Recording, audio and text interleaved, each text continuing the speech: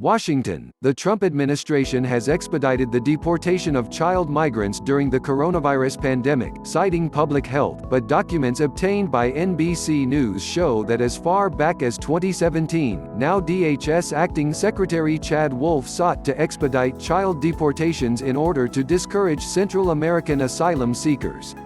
Recent reports from immigration lawyers, DHS officials and congressional staff have indicated a rise in the number of rapid deportations of unaccompanied migrant children. Previously, children who arrived in the U.S. without a parent or legal guardian were given protections under anti-trafficking laws, which included the right to claim asylum and to be placed in the custody of the Department of Health and Human Services until they could be placed with a guardian. The New York Times recently reported that more than 900 children have been deported under a new policy that sends children back to their home countries before they have had a chance to coordinate plans with a guardian at home or claim asylum in the U.S. Many of those children, according to the Times, were in the U.S. and living in HHS custody or with family members before the pandemic began. DHS has said the deportations are justified under Title 42, which allows restrictions on immigration to slow the spread of disease.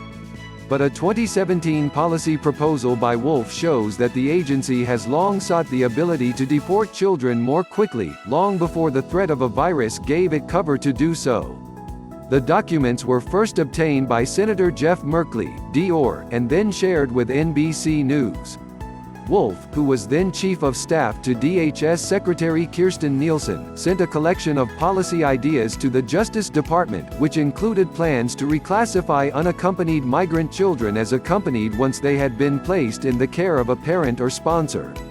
The designation as an unaccompanied child is recognized throughout the minor's immigration proceeding, despite the minor's reunification with parents.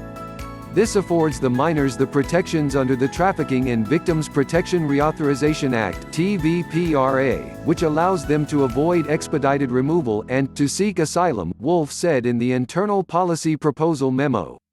In 2019, shortly before she was removed as secretary, Nielsen wrote a letter to Congress asking for a change in law to allow DHS to remove children more quickly.